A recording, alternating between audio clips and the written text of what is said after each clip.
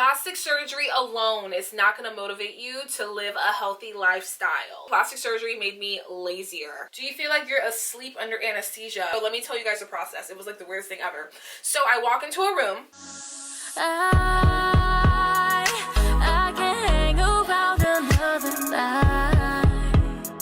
Hey boujie besties, welcome back to my channel, and if you're new, I'm Miriam J. I got plastic surgery 2.5 months ago. I did a whole vlog about my entire experience. I will put it right here. If you guys haven't watched that, go watch that and then come back here. I got lipo 360 plus, meaning I got lipo in my stomach, my sides, my back, and the plus means my upper back. I got lipo in my arms, and I got a breast augmentation. I'm gonna put the brand name of the implants right here because I cannot remember it off the top of my head. I got 520cc high profile cohesive silicone. The person who did my surgery is Dr. Canal. My procedure was done at the Bassin Center for Plastic Surgery. I got so many questions, so let's answer them. Why are you doing this? I'm gonna take this question as what I'm trying to achieve, or what I was trying to achieve. I'm gonna go ahead and insert some befores and afters. I'm gonna insert them throughout the video and at the end as well. I had small boobs. I had accumulated some fat around my waist, my back, and my arms, and I wanted to get rid of it. At some point, I did gain about 40 pounds from my birth control, Nexplanon. I had Nexplanon in my arm, and a lot of people don't talk about this, but this birth control causes you to gain so much weight, and it's so hard to shut off. I did manage to lose a lot of that accumulated fat from diet and exercise, but I noticed that I was losing volume in my breasts, I was losing volume in my butt, I was just losing volume in like the places that I did not want to lose volume. And I know you can get your butt back in the gym, but you can't get your breast back in the gym. So I decided to target where I lost my fat. I decided to get 520cc high profile because one, I wanted that fake look. Like I wasn't trying to go for like a natural look. So typically you can achieve that through high profile. It depends on you. Like that's how I was gonna be able to achieve this look. Dr. Canal and I literally sat down for so long talking about what size I should get because I literally was so indecisive.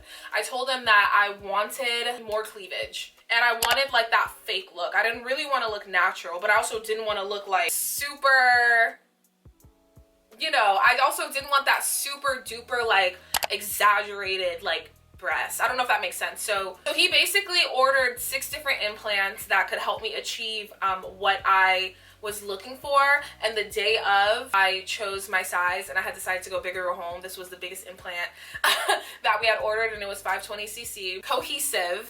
When I say cohesive, I mean like the silicone, it's not like super, it's I don't know how to explain it, honestly. I don't know. As far as profile and cohesivity, I'm literally gonna insert a video. All right, hi everybody, I'm Dr. Canal. I'm here to talk a little bit about the profiles, the different profiles of the breast implants, as well as the different cohesivities of the implants, meaning the different firmnesses of the breast implants. I have a few samples here, and just a quick talk about them. First of all, the profiles. A lot of people ask about what the profile means. For a given diameter of an implant, meaning how wide it is, the higher the profile is, the more it projects. So on a patient's chest, the higher the profile is, the more it's going to project this way. So you can have the same diameter, same space on the chest, but the higher the profile is, the more it's going to project that way. So it will be a bigger implant for a given diameter. You can see we have a few samples here. Looking at this is the Allergan implant sheet. They have 5 different profiles, starting at low, low plus, moderate, full, and extra full.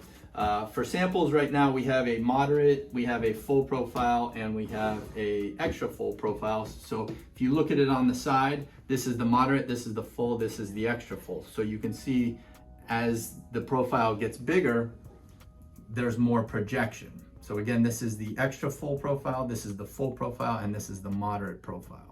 We're talking about the cohesivities of the implant. That just means the more firm the type of silicone there is. So they're all cohesive implants. That means that the silicone sticks together. It's not like it used to be way back in the day where it was more like a liquid. So if it ruptured, it would leak out. Now I could cut this with scissors and nothing will leak out of it. That's why it's called a gummy bear implant. If you ever take a gummy bear and you cut it with scissors, obviously nothing leaks out of it. So these implants are very similar to that. So they're very safe now. But there are 3 different types of the cohesivities, meaning how firm they are. There's the softest one. We have the middle range, which is called the soft touch, and then we have the one that's actually called the cohesive. And you can see this is the more soft one, this is the middle, this is the most firm. You can kind of see that when you stand them up. So this is the most soft silicone. That really gives kind of the most natural look to it. Really gives that nice teardrop look to it. The soft touch, not quite as much. It's a little more firm, so not quite as much of a teardrop. And then we have the cohesive, which is the most firm. So you can see it doesn't give as much of that teardrop shape to it. They're similar, but it's not as if this one's really firm and this one's really soft. They're all very soft, but there is that little bit of a range that you have an option for. If you really want to have that really round, kind of projected, almost more of a fake look, then the more firm one is what you would want. If you want to have more of that natural look to it and have a little bit more of that teardrop shape, then the softer one is the good one. And then of course there's one right in the middle of it. How nervous were you? I was so nervous. Like, I was so nervous, but I swear my pre-op nurse Jacqueline calmed me down so much. If you guys go back to my surgery journey video, you can see like Jacqueline was so, like, her voice was so soothing, so calm. Like, I was so nervous up until the surgery, and I was more nervous for the pain. Like, I was like, oh my gosh, I just did not want to go through the pain. And you know, like, I mean, that's kind of something you kind of have to expect. Like, lipo is a pretty brutal surgery. So that was what I was most nervous about. I wasn't nervous about like whether I'd wake up or not. Like, honestly, I did Google the statistics with anesthesia and like mortality rates and stuff like that. And it's actually like super uncommon. It's actually super uncommon to like pass from anesthesia. Like, typically it'd be like underlying issues, which you are or should be tested for prior to surgery. I was tested for it. I had to do a blood test that tested for a lot of different things that I just didn't really understand. But yeah, how do you handle your nerves going under the knife? I'm so scared for my surgery. Honestly, I feel like I just had a really good pre-op nurse. Like, the process right before you go into that room, I feel like down to the anesthesiologist, Dr. Canal, I'm a plastic surgeon, and like all of the nurses, they made me so calm. So I feel like working up to that, like, it really, mentally, I just had to tell myself, like, girl, you're gonna be fine. Like, you're literally gonna be okay, you know? I just have to think of like the end goal, you know, and that kind of like help me get through it. But as far as like right before, because once you're like in there, you're like, oh my gosh, oh my gosh, oh my gosh. The plastic surgeon, the anesthesiologist, the nurses, they for sure contributed to me not being as nervous as I was. Did it hurt? When I woke up, all I felt was pressure. Like, all I felt was like something sitting on my chest, and I wanted to like push it off of my chest. That's all I felt. It wasn't pain, it was literally pressure. And I was like, what the heck? Like, get this off of my chest. Like, what the heck? It was more of an annoying thing. It wasn't like pain or anything like that. So when I woke up, I didn't feel like any pain. I just felt a lot of pressure. However, I know I was given like pain meds in my IV. So, you know, I was a little drugged up, you know, and I'm coming off of anesthesia, so I'm sure you can imagine, like, you know, I was pretty much like, I'm not gonna say I was numb, but I didn't feel any pain. When I got home, literally didn't feel any pain. I got nauseous though. I got so nauseous. Like, the nausea is no joke. Stay on top of your nausea medication. I will say that. The nausea is no joke when you're coming home from surgery. Like, I tried to eat and literally couldn't because I was so nauseous. The main thing that I felt from waking up to coming home is pressure and nausea. That was the worst part of like that entire journey. However, I was able to walk, I was able to talk. You know, I mean, I was still like a little loopy. The pain didn't kick in until that night at about like 2, 3 in the morning. I was like, oh, like, what the fuck? Ow! I'm like, ow, ow, ow, like, what the heck? And then I quickly, like, you know, took some Tylenol, and then I took the narcotics that they prescribed to me. And then, honestly, it knocked me out. So I just like went back to sleep, and I woke up, and I was pretty okay when I woke up. I will say that. I just like, you know, made sure I stayed on top of my Tylenol. Like, I took it religiously every 4 to 6 hours. Like, you just have to stay on top of the pain medication. You kind of want to beat the pain, if that makes sense, because girl, you gonna feel some pain. Okay. The most painful part of this whole journey was the lipo. Like, I barely felt any pain in my breasts. Literally, I just think that the lipo just like overpowered the breasts, because I've heard from other girls that they have gotten just their breasts done and it was so painful. So my lipo for sure overpowered the pain that I was supposed to feel in my breasts. What caused the urge to do surgery, or what triggered it? I knew I always wanted to get this procedure. You know, I've always wanted to get my boobs done ever since I was little. Like, I used to freaking wear my mom's bras and like stuff them with socks and pretended to have big boobs. So I knew for a fact that I've always wanted my boobs done. My boobs just never got any bigger than they were. And I think I was a little bit of a late bloomer with my boobs. I don't think I got boobs until I was like, I'm lying. No, I wasn't.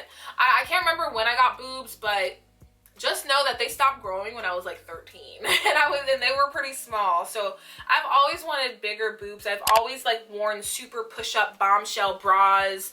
So it's something that I've just always wanted, you know? I don't know what triggered it. Maybe living in Miami triggered it. Living in one of the most vain states in the United States, Florida, triggered it. I don't know. But yeah, I've just always wanted big boobs. As far as the lipo part, because I, you know, put on all that fat from my birth control. You know, we all want a small waist. So yeah, I just wanted that hourglass look. Also, let me tell you another thing that kind of like made me want to get lipo with my boobs, because I could have also just got my boobs done. So I had a lot of back fat. I had disgusting back rolls, and I was like, I know I want my boobs done, but I'm not getting my boobs done without getting my back lipoed, because I didn't want to look like super top heavy. You know, and especially my arms. Like, my arms are super big. I didn't want to look like top heavy, you know? I don't like that look. I wanted to be smaller, you know, up top, and have big boobs, and then, you know, everything else just fell into place. So I feel like I'm overall balanced now. I had liposuction about 3 months ago now. How do you get your stomach flat? Okay, compression is very, very important post-op. Like, literally so important, okay? Like, I know, like, you're gonna hear a lot of different things, but I notice a difference on days that I do compress and days that I don't compress as much. I swell and it's awful. Like, it's literally awful. But the days that I compress efficiently, I look so snatched. So compression is key. So having a good faja, like, don't cheap out on your faja, okay? Or like, I mean, if you do find one that's affordable but it's good, like, go for it. Foam up, like, you know, make sure you have your foams. I made sure I wore my board up to like, I think 8 weeks. Sometimes I'll throw it on here and there if I know I'm gonna be driving for a really long time, because you can tend to like lose your posture. And then when you lose your posture and like you're pinching anywhere around where you got lipoed before it heals, your body can swell in the other places that it's not being pinched, if that makes sense. So like, if you find yourself unable to keep good posture, which I found myself unable to keep like a good posture, mainly I think it's because of my boobs, and then on top of that lipo, I don't know why. It's honestly a mind thing. It wasn't even like a pain thing. It just like felt like I had something on my chest and I had to like hunch over. So my board really helped me keep my posture. And then I got side foams and back foams, and I just made sure I kept everything compressed 24/7.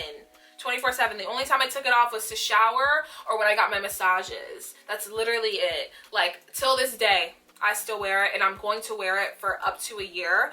I know at the 6-month mark, I'm probably not going to wear it as religiously as I wear it now, but I'm for sure going to wear it to bed all the time. Also, lymphatic massages. So I personally got about 4 or 5 professional massages, and then I did it myself. Because I was like, I could literally do this. Like, it's so easy. Honestly, I'm not gonna do a tutorial. I'm gonna link a video down below that I use for reference. And also, my last massage therapist gave me a few tips and tricks to do at home and stuff like that. Like, she gave me like a little tutorial on what to do at home. So I feel like I've kind of mastered it, but I do need to go get professional massages here and there. Like, honestly, I do feel the need to. So massages. Also, stay hydrated. Like, literally stay hydrated. Okay, you know when you're sick and you have like mucus stuck in your body, and if you don't drink water, it's just gonna feel like it's just like stuck. But when you do drink a lot of water, it helps like facilitate like that mucus movement. Well, I feel like with surgery, like, you accumulate a lot of fluids, and when you like bring a lot of water into your system, it kind of facilitates the movement of that fluid. Listen, I'm not a credible source, okay? But drinking a lot of water for sure helped me. Pineapple juice, I feel like helped me. Pineapple juice is actually scientifically proven to reduce bruising and swelling. So I know the pineapple juice helped me the first couple of weeks. Just try your best to stay away from as much salt as possible. Literally, if you just have like a one day where you don't eat salt, you'll see that difference. You'll see what it does for your body or what it does not do for your body, and you're gonna be like, okay, I like this, so let me like limit the salts, you know? Who did my recovery massages? So I got my massages done by 3 different massage therapists. My favorite was Junie. She actually came all the way here from Miami. Like, she came to my house and gave me a massage. Like, literally, she literally came here with her setup and gave me a massage in my bathroom. It was the best thing ever. I didn't have to get up. I didn't have to drive. I didn't have to get dressed. Like, if she was in the comfort of my own home. I love that. And she does do house calls. And then these are the 2 other facilities I got massages from. If I could get massages from Junie all the time, I so would. Like, but she's all the way in Miami, you know? So there was that. So one of the massage therapists, I actually really liked her as well, but she's so far from me, like almost a 40-minute drive, so that was a little inconvenient. But I got that massage like right when I left my first post-op appointment, and it was just convenient, you know, whatever. But it was like she was going in the opposite direction of my house, so that's why I was like so far. And then like the other massage therapist I went to, she was like the last massage therapist I saw before I was like, you know what, I can do this myself. How does your stomach feel? Okay, so now that I am 10 weeks post-op, my stomach is hard. I will say that. I have some soft spots and some hard spots, and I can feel a lot of unevenness, but I know that's normal, you know? I did have a couple of seromas, and I had to get them drained twice. One of them specifically, like, is like, it's back and it's hard. But I also was told, like, when your seroma hardens, that's your body trying to absorb it. Dr. Canal also told me that, like, to give it some time, my body's gonna, you know, the lumps and bumps will smooth out over time. If anything, he has a couple of procedures that he could do to smooth them out. So I'm not too worried, but I am doing my own due diligence and, like, massaging them as much as possible and adding arnica and making sure I drink a lot of water and making sure I'm compressing. But my back and my sides are pretty smooth. Right now my back is a little sore, and it's because I'm out of compression. So I need to get back in compression soon. Loving your results, thinking about getting around the same cc's. What's your height and weight? I am 5'4", and before surgery I weighed 173-ish. Right now I'm at the same weight. I put on weight since surgery. Okay, so this isn't a question that I got, but I'm going to address this. Plastic surgery alone is not going to motivate you to live a healthy lifestyle, okay? Build those habits prior to plastic surgery. Like, start eating properly before.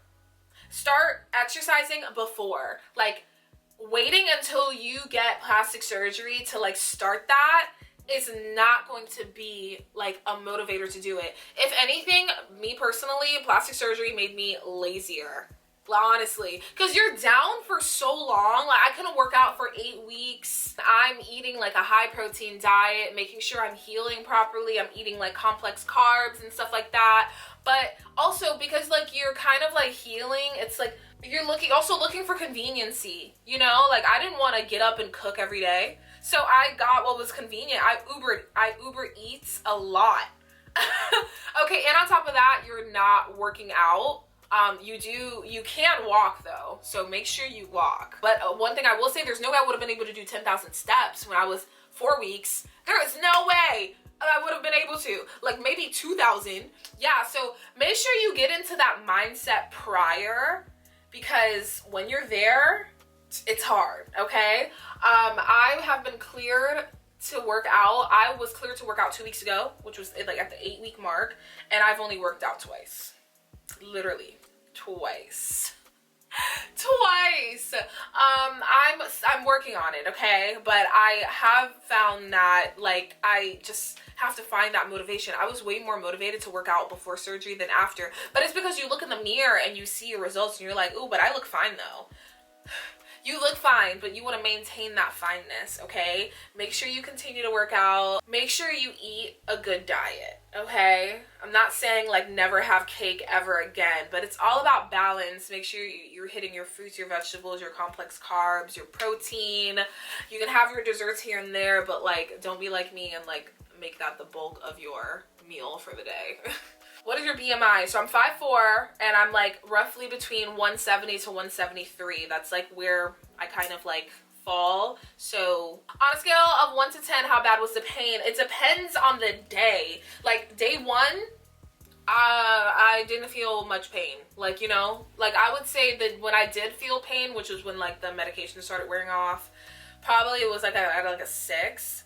I will say though, day 3, so this was the day that I had my first bowel movement, and they say like you kind of turn a corner when you have like your first bowel movement, because that's where the rest of the anesthesia is. I don't know, but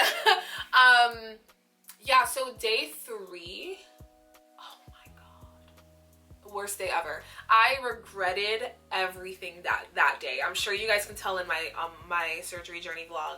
I was in so much pain, like I would say like maybe like a 8. I don't know. I couldn't do anything. And then I realized like I was in pain and I was sick. I was so nauseous. It was the narcotics. I don't do well with narcotics. I literally like was like, I'm never taking these ever again. Who in the world invented this drug? It's awful. And how do people become hooked to this drug? It is the worst thing ever. I felt so sick to my stomach. Like I couldn't keep anything down. Everything was disgusting. Like, and what I needed to heal, which was food, I couldn't even eat it because the freaking narcotics had me so sick. You know, that day I just wasn't like, and on top of that, you're loopy, you're out of it, you're in pain, and you can't eat, and you just feel weak, and it was just like an overall bad combination. So I will say, as soon as I stopped taking the narcotics, I got so much better. I was able to just do Tylenol, and that's it. Like Tylenol is a good drug, okay? Like, I mean, obviously you don't take it like a lot, but I'm saying like post-op, Tylenol is the best thing that you can take. Those narcotics, So if you're going through your healing process and you're noticing that you're like nauseous and you can't function, it's the narcotics, girl. Cut them out and just take Tylenol. Take your Tylenol every 6 hours, 4 to 6 hours.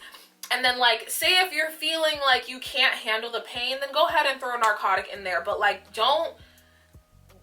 no. Like, never again. Just thinking about it is making me nauseous. I just can't. I did have a day where like my breast kept spasming, and it was this breast specifically. It was like one of those things where it's like, it felt like it was like, and then it released. It was like the weirdest feeling ever. It was so weird. Anyway, yeah, that was like I would say like a 6. And then it didn't happen after that. I took the muscle relaxer, and I think that was the last time I took the muscle relaxer. But yeah. How long do you have to wait to shower? I showered the next morning. Yeah, but I called my nurse before I did, you know, to make sure it was okay. So I put a chair in my tub. I have like one of those like acrylic chairs. I put it in my tub and I showered just to make sure I didn't like pass out, and I made sure the water wasn't too hot because, you know, yeah. But yeah, I showered with assistance. Yeah, with a little bit of assistance. I honestly didn't need the assistance, but it was relatively easy. I felt so much better after I showered. Like, I felt so much better. Did your doctor talk to you about rejection with the implants? Any suggestions? Did he talk about rejection? Oh my gosh, it was so long ago, and him and I have talked so much. I'm pretty sure we did. Yeah, we did, even right before surgery. So right before surgery, when Dr. Canal was talking to me, the footage that you guys saw was like him talking to me the second time around. That was him like kind of summing up everything and giving me information. Him and I had a full chat like right before I turned the cameras on. He kind of got like more serious with me and was like, okay, this is what you're gonna expect, this is what's gonna happen, da da da. So that was like a completely separate conversation from what was on camera. What was on camera was him just like summing everything up. You know, like, cause he's kind of the kind of doctor, like, he's like, you know, I don't fucking care about this social media shit. Like, I want to make sure you understand, you know, what we're gonna go through, and then we can come back and, you know, do it again, and I'll do like a Cliff Notes version of what I just said. But yeah, he did talk to me about that. I also did my own research about breast implant illness, breast implant rejection, and things like that, and honestly, I'm not afraid of it. I think I'm fine. I'm not gonna get it, you know. I'm not gonna get it. Any regrets? No, I don't think I have it. Oh, one regret. I wish I threw in chin lipo. I don't know why I didn't do like, is that what it's called, chin lipo? Whatever, this little fat area right here, I don't know why I didn't throw that in there. Like, I really wish I did, honestly. Because, I just like, I don't know. Like, I really wish I did. I don't know why I didn't. But I know I can go back and get it done. And you can be awake for that, so that's like a good thing. I don't want to go back to sleep anymore. I don't want to go through anesthesia ever again. But, yeah, that's my only regret. I wish I got chin lipo. Yeah. Also, I wish I stayed on top of my iron intake prior to surgery, because I had to reschedule twice because my iron was so low. But it's okay because we got it to a good number and we were good to go. But that was just a little annoying. I basically should have had my surgery like 2 months prior to when I actually had it. So there was that. How bad was the pain when you woke up? I felt no pain, just pressure, baby. Pressure. The pressure was getting what's up. Do you feel like you're asleep under anesthesia? When you're under anesthesia, you're out. Like, you have no concept of nothing. You're just out. Like, there is nothing. Like, you know what I mean? So let me tell you guys the process. It was like the weirdest thing ever. So I walk into a room, and then I was met by a nurse. I don't know if she was like a nurse anesthetist. I'm not sure. I honestly forgot her name. Her and I talked, and she was like, oh my gosh, you chose like such a good size. I'm actually gonna get the same size, same like implant, everything. And I was like, oh my gosh, that's so cool. She's like, okay, go ahead and lay down and like, you know, whatever. So I lay down, and then the anesthesiologist came and hooked something up to my IV. And then he was like, I forgot what he told me. He told me about something that I was gonna feel. I can't remember. But anyway, but she was continuing to talk to me, and then I was like, you know, yeah, da-da-da. And then like immediately I felt like a coldness run through my body, and I was like, I don't know what that was, but that's like really cold. And he was like, yeah, he was like, you know, it's so crazy, women are just so intuitive. Like, if I put this in a man, like he wouldn't even be able to tell, like, but anytime I put it in a woman, they can tell like instantly. But he was like, it's cold because I just pulled it out of the fridge. And I was like, okay, cool. And I turned back to the nurse, and I was going to continue talking to her. And then I was like, yeah, so then... And then I was out. Like, literally out. Like, I was talking to her, and then I started slurring my words. And then, like, it was just black. And then out of nowhere, I just heard, Miriam. And I opened my eyes, and I just, like, see, like, At first it was like a blur, and then I just see a nurse in front of me and she's like, surgery went really well, we're about to call your ride, and she just gave me some other information, and I'm like, I don't remember, honestly. And then I'm just like, okay, and I'm like, pressure. I'm like, what is it? Like, and I was like, oh my gosh, I feel so much pressure. She was like, how do you feel? And I was like, I just feel a lot of pressure. She's like, yeah, it's normal. And she just gave me a rundown of like some stuff that I don't remember. And then like my ride came and she was giving him a lot of information, and like I was in the car, and then I was at my sister's house, and then I was at Panera Bread, and then I was at home. I didn't become fully alert until I was like almost home, and that was like probably an hour after surgery. I will say that. I was super loopy up until like, you know, we pulled into my house, and that's when the nausea kicked in. So yeah, but my sister was in the back seat and she was like talking to me and stuff like that, and I was just like, I don't, honestly, I don't remember anything we talked about. I really don't. But you know, just know that like the going under process, it's not the worst feeling ever, I will say that. It actually felt pretty nice. It was just so trippy because it's like, you're just like, yeah, and then you're back awake. Like, it doesn't feel like time went by. Like, I didn't dream. I wasn't awake. I didn't feel anything. So yeah, there was that. And yeah, it was just like literally, that's it. You have no concept of nothing. So yeah, I know with anesthesia, like, you're technically not considered asleep. I don't know, do your own research on anesthesia, but I did so much research on anesthesia right before I went under, because I was like, am I gonna dream? What if, like, you know, like when you're in a dream and then like it's a bad dream and you wake yourself up? I'm like, what if I'm in a bad dream and I can't wake myself up? That's like, that was like, honestly, that was one of the fears that I had. But literally, it's like, that's it. What was the worst part of recovery? BTW, I love you. You're awesome. Keep up the good work. The worst part about recovery is, oh my gosh, the first massage. I don't know why I didn't think about that. The first massage was so painful. Oh my God. I don't know why I didn't think about that. That was the worst part. That was a 10. I almost passed out. Almost passed out. Literally, I got my first massage the day after. Like, so right when I left my first post-op appointment, which was the day after surgery, I got my first massage. So painful, but I needed it. I really needed it because I felt better after. But during, oh my God, it was awful. It was not fun at all. Somebody had commented, I got 360 lipo and arm lipo. Even though I do have a smaller waist now, my stomach has lumps and is essentially deformed. There's a lot of follow-up care that I neglected to do. Ladies, be warned and be ready to take a lot more time off. Basically, she was saying, like, make sure you're on top of your post-op care, and I completely agree. And seeing this comment, literally as soon as I saw this comment, I was like, let me give myself a massage, because I hadn't given myself a massage in like 3 days before I saw this comment. Stay on top of your recovery, y'all. Stay on top. Okay, how long was I out? Okay, so you guys know I work from home. I'm a full-time content creator. I was filming like the next day. I was filming the whole process, as you guys can see. But I will say, if you work like an office job, if you got what I got done, you know, I'm not sure about if you only get lipo or if you only get your breasts. If you got like the combination that I got, I would say 1 week. If you work from home, 1 week. And I mean like at a desk job. Yeah, 1 week, and you'll be able to go back.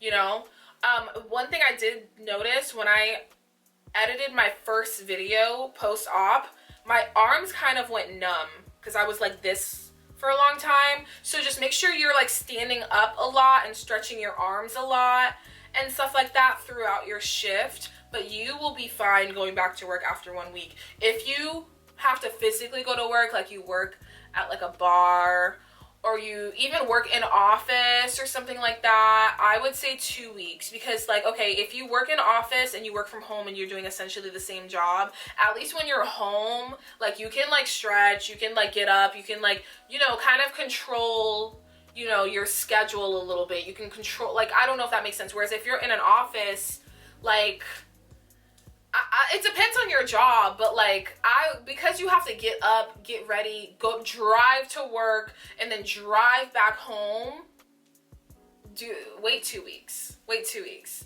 honestly.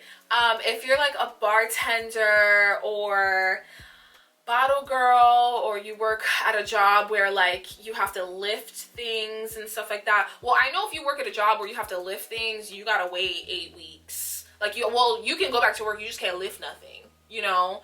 Especially with breast implants, you can't lift anything super heavy. But if you like are a bottle girl or something like that, I used to be a bottle girl, and I'm not gonna lie, I'm pretty sure I would have had to wait a month. Me, personally. There's gonna be some inconsistencies with the lighting. The sun is setting, and my camera overheated, and I went and ate some lunch. So yeah, but I was talking about bottle girls. Okay, if you're like a bottle girl, and you have to wear like a uniform, like you don't choose what you wear. See, if you were to choose what you wear, you could find like a compressive, like one-piece bodysuit. You know what I mean? But if you don't choose what you wear, like you guys have to wear bikinis and stuff like that, I would take a month off. I'm not even gonna lie. I'm not gonna lie, because it's so important to be compressed. Like, it really, really is. And, you know, and then when people bump into you, that's gonna be a little painful, and then that's not gonna help your bruising. And yeah, girl, I don't know. That's a hard one. I mean, it's not impossible. People do it all the time. But is that efficient for your healing? I'm not sure. Like, I was supposed to wear my compression bra for 2 months straight. All the time, and then, you know, she told me after that, honestly, I might be getting these care instructions so wrong. But like, I know, like, one of my care instructions, I just know, like, at least for the bra, she was like, wear it all the time. All the time. So if you're going back to work after a week and then, like, you know, you're not wearing your compression bra, I don't know. And on top of that, like, when you don't wear your compression bra, it feels so weird. It just feels like a weight. No, not even. It just feels like a little bit of strain, if that makes sense. I don't know. Girl, I don't know. And I used to be a bottle girl, so keep that in mind. I don't think I would have been able to work for a month, you know? Minimum 2 weeks. 2 weeks. But if you can get a month, get a month. Save up, girl.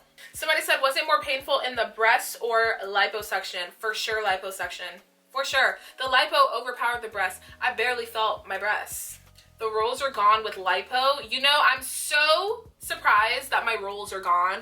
I mean, I have a little, like, I have some folds here and there. I'll show you guys. But I was genuinely surprised that my rolls were gone, honestly. Because, like, I don't know. I was watching so many videos, and a lot of people were saying, like, okay, so here's the science behind rolls, okay?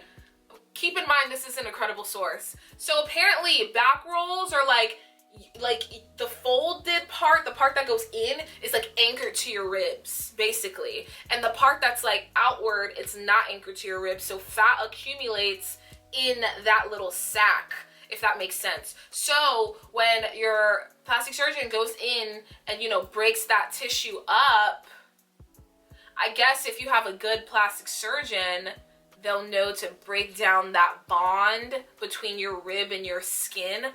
I don't know, okay? Well, I had been watching a lot of videos, and they were like, well, like, a lot of the times your rolls won't really leave because it might bond back to your ribs, and you'll still have those rolls. It would just be like less fat. Or it really depends on like your skin elasticity. There's so many factors that determine whether or not like your rolls will go away.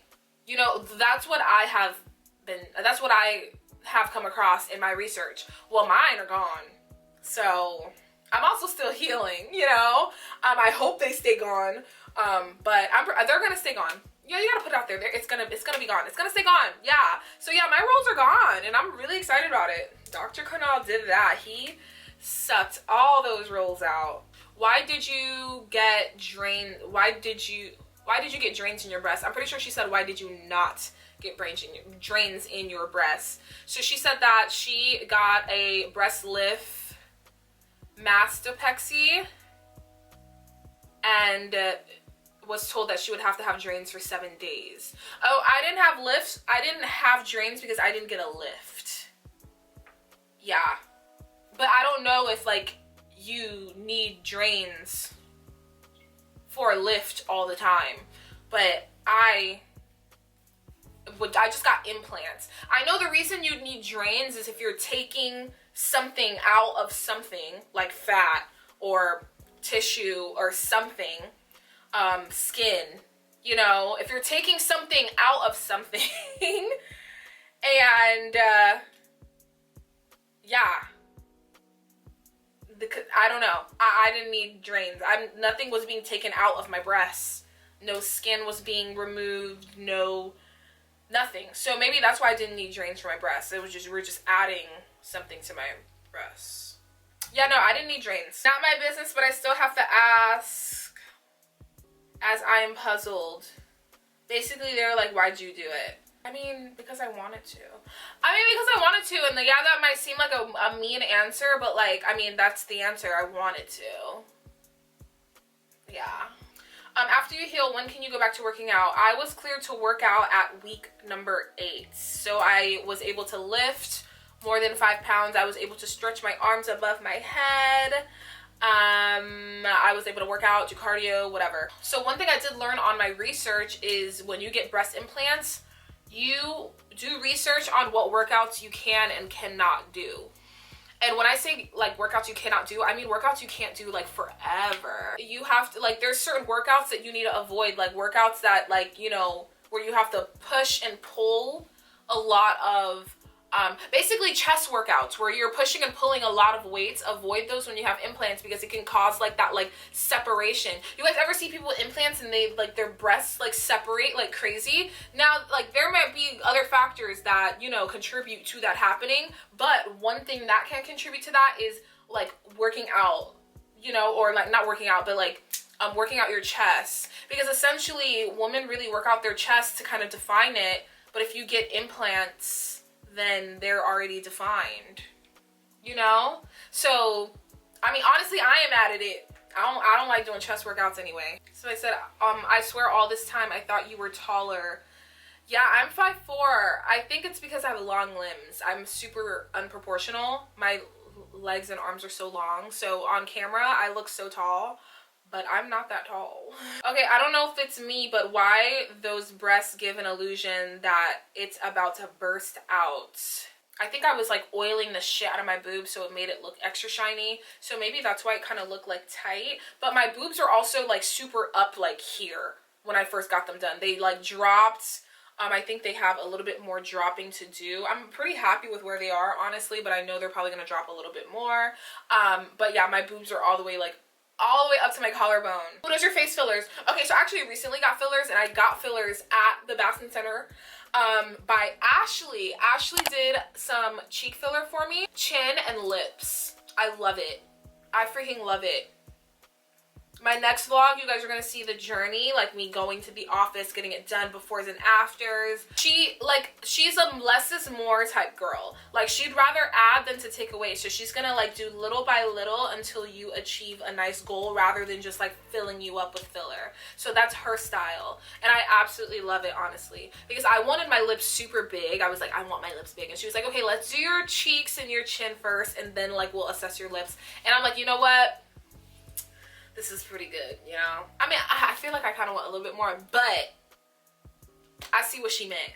I see what she meant. Thanks for showing the hard. I so wish I had the dollars and support to get through. I would. My advice would be to save up. And I also know there's like things that you can apply for to where you can pay it per month, so you don't have to pay all up front. And as far as support, I know there's people who like literally like there's post-op care, and if I'm not mistaken, I think some of them also accept like those like care credit and stuff like that. Some, I don't know, but that's something worth looking into if you really, really want it. I'm wondering if you can explain more about what it was like to get put to sleep.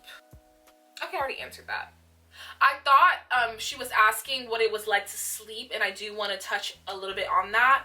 So I'm a side stomach sleeper, and when you get your breasts done, you have to sleep on your back for the first couple of weeks. It sucked. And you have to sleep elevated. Like, that freaking sucked. Like, I could not sleep the first 2 weeks. Sleeping on the bed and then sleeping on the couch, sleeping on the floor, like just trying to find a place where I could be comfortable, and I just couldn't. So I just like, you know, just was sleepy for 2 weeks basically. And then when I was able to lie flat, I mean, it helped a little bit, but like, it still sucked.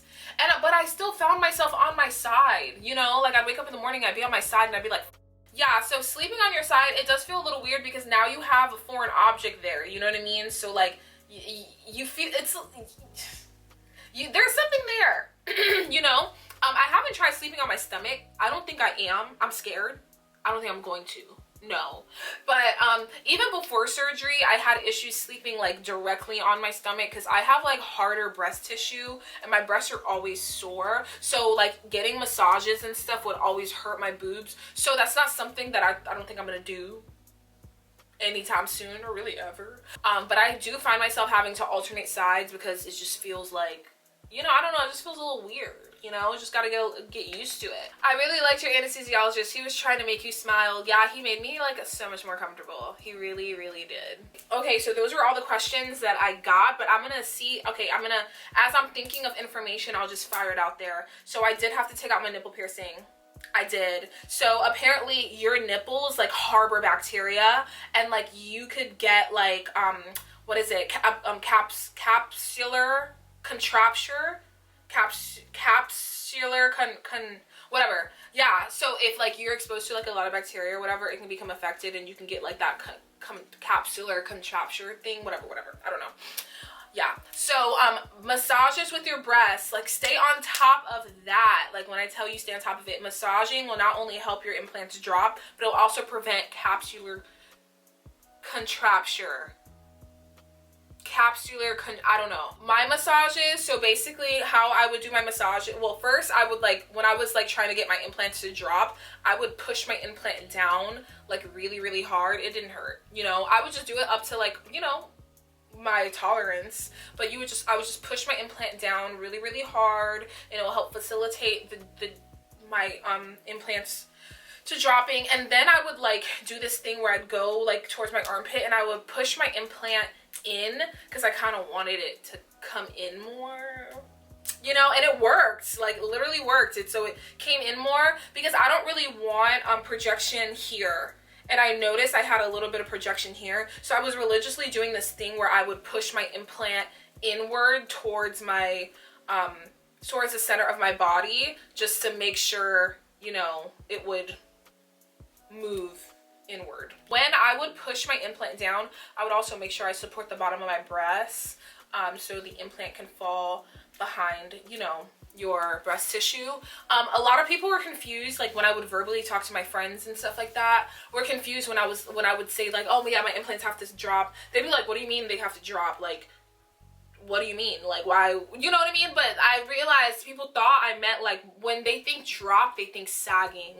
And no, that's not what is happening. So the implant is like behind your muscle. When it's dropping, it's just dropping like behind your breast tissue. It's not like your whole boob dropping, if that makes sense. It's literally just the implant like finding its way behind your breast tissue. So when I first got my surgery, my nipples, I don't know if you can see my nipples now, but my nipples were like pointed down. It was weird. I don't know. It was like pointed down and I would say it was like more so like positioned in a way where it was like here. I'm pretty sure they were positioned in the same place, but because of like where the implant was, it kind of created an illusion of my nipple being so low. But now I can see my nipples are beginning to recenter because the implants are dropping behind my breast tissue. So basically it's just the implant dropping, not your actual like boob or breast tissue dropping. So don't worry when they say that your breasts aren't gonna like sag. It's just the implant that needs to drop. A couple of things like to be mindful for, like when you're going into surgery, just make sure you prepare. I have an Amazon wish list down below of everything that I purchased that kind of helped me recover. I'm gonna insert like where my scars are right now and the products that I've been using for my scars. I'm not really seeing a difference in my scars, but I also know it takes time. Like your scar has to rebuild those like skin barriers, or it has to rebuild that skin before it can heal on top, I guess. Then my next appointment is in like 3 weeks. I'm gonna ask Dr. Canal if I can do other procedures to kind of help my scars start fading, like microneedling or whatever other like procedures that are out there to help my scars. Because I feel like when it comes to scars, I heal very slowly.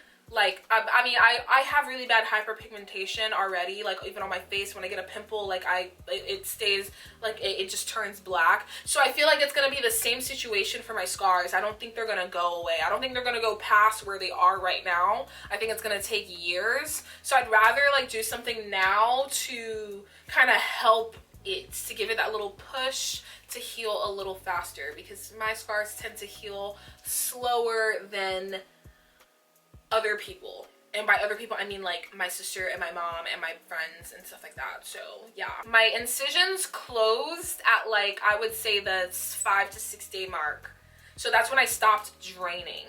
Except for like my arm, I had this specific incision right here. It took a minute to close, but I think it's because of where it was positioned.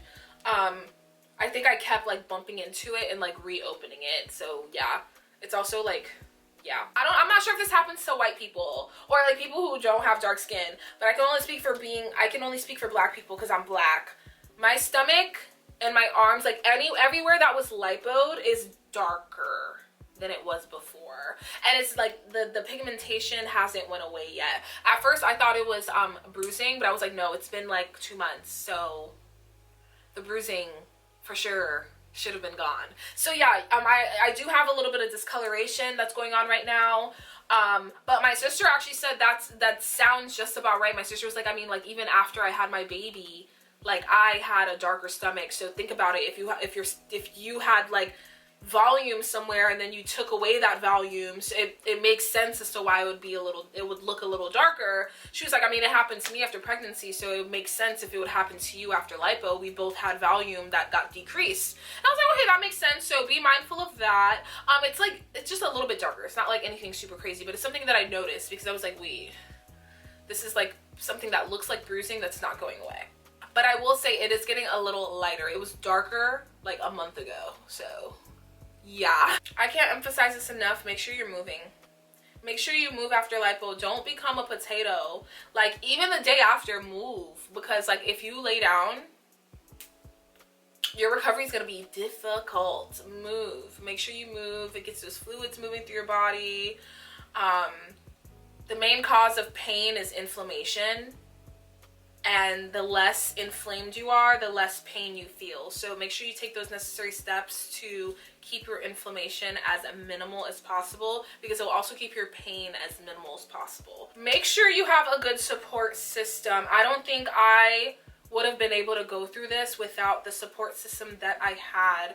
Make sure you have someone there to help you change your dressings. Make sure you have someone there to help you eat. Make sure you eat, cook for you. Make sure you stay on top of your medication. Do you need this? You actually do. I think the first 3 days you need like someone with you, like 24/7, up until like at least the anesthesia leaves your body, which can be up to 3 days. So up to that point you do need that, but after that you don't really need that. But it's nice to have for at least the first 2 weeks. It really is.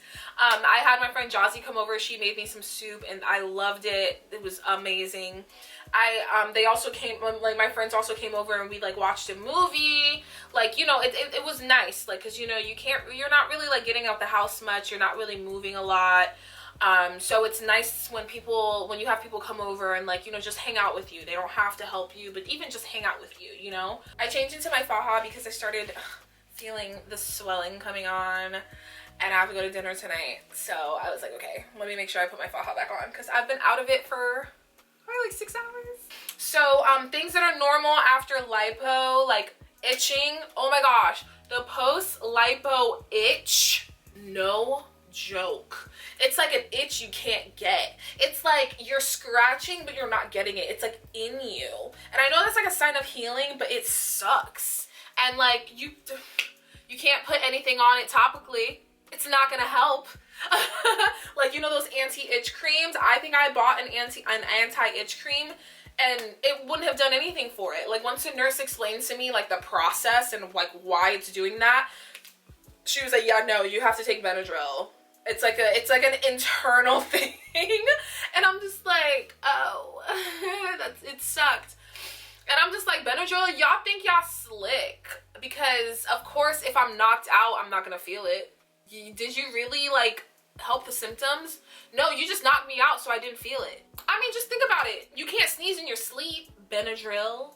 Anyway, but yeah, but the Benadryl really helps, honestly. I'm not gonna lie, Benadryl does help. Another thing, if you're having issues sleeping at night because of the position, you're gonna be having lipo itches anyway. The Benadryl will help you go to bed. I didn't implement Benadryl into my routine until week number 3, and I'm like, I wish I would have did this way sooner. Cause yeah. Take immune boosters as you're healing. If you are recovering from surgery and you get sick, it freaking sucks. It freaking sucks. Like, not only is your body like trying to heal from this like super invasive procedure that you just did, but like you're gonna add an illness on top of that. So you mean to tell me I'm trying to heal and fight this illness? Oh my gosh, it's the worst. Like, I literally like was so tired for a whole week. I don't know what I caught. I'm not gonna lie, I do think I caught that new strain of COVID that just dropped because this illness was like no other. I still have a lingering cough that's been going on for a month, but when I tell you guys, exhausted. Also, the first period you're gonna get after lipo, you're gonna be so tired. So freaking tired. My first period, I was exhausted. Like, I just felt like I was just like floating. I was just so tired. Oh my gosh. Something people don't talk about, and again, keep in mind I'm not a credible source, so I don't really know what's going on here, but during surgery, I had a catheter, right? I'm not even gonna lie, ever since surgery, I haven't been unable to hold my pee. Like, I've been a little, like, I've had some incontinence issues. I don't know if that's, like, the proper way to use that. But, like, I can't make it to the toilet sometimes. And it's really frustrating. It's really, really frustrating. We're on a freaking month number 2.5, and I'm still having issues with holding my pee. Like, it's so annoying. It's like I'm holding my pee and it slips out anyway. And I'm like, why are you doing this? Like, is that a thing? If anybody else has like ever had a catheter before for any reason, I know like if you get epidurals before you give birth, they usually give you a catheter. There's like so many different reasons why someone would need a catheter. But if you like had some incontinence after, let me know below. My sister actually said she had like some slight incontinence after, and it's still lingering now. And her baby's 4 months old now, or he's 5 months now, and she had a catheter because she got epidural. I don't know, but that's something that I'm experiencing. So now I just stay on top of, like, anytime I need to go to the bathroom, I stay on top of it. I don't wait until like I have to go, because I will go on myself a little bit. So turns out I actually had a UTI. Like, what the heck? But yeah, that's why I couldn't hold my pee. This specific faja I got from a website online. I'm gonna link it down below. This faja was actually pretty cheap, and no lie, I kind of like this faja better than the faja that I got from Femine. Only because I feel like the faja that I got from Femine is a stage 1 faja. It got altered to be a stage 2, whereas this one is a real deal like stage 2 faja. So I don't know. This one's way more comfortable. You know, I do have to get it a little altered because I have a little bit of gapping in the back. So I typically insert a foam in the back before bed, but I'm going to get it altered so it can fit perfectly fine. But this is a full body faja. It has the breasts, or the bras attached to the body. The only thing is, like, the opening doesn't go all the way to the butt, so it's a little annoying. So anytime you have to pee, you kind of have to take it off, because if you're like me and your pee trickles to the side sometimes. So I absolutely love my results. The healing journey is no joke. It's a long journey. It's a little tedious. It takes a lot of time and effort, but just get through it and enjoy the long-term results of it, and you know, it'll be like nothing. Again, I got my surgery from Dr. Adam Canal at the Bassin Center for Plastic Surgery. Dr. Canal does free consultations, and the Bassin Center is giving all of my followers 10% off of like all procedures. So 10% off of a big bill like that is a lot of money. So yeah, just like mention me, mention that you saw my content and that I referred you, and you'll get, you know, 10% off. I'm not making any money off of that. So I hope I answered everyone's questions. I'm hoping I attracted the right audience with this video. I hope I attracted people who are interested in surgery already, and I'm not convincing anybody to do this. That's not my intention. If you guys have any more questions, go ahead and put them down below or DM me on IG, and I will address them in my next follow-up surgery video. Don't forget to like, comment, and subscribe, and see you next time.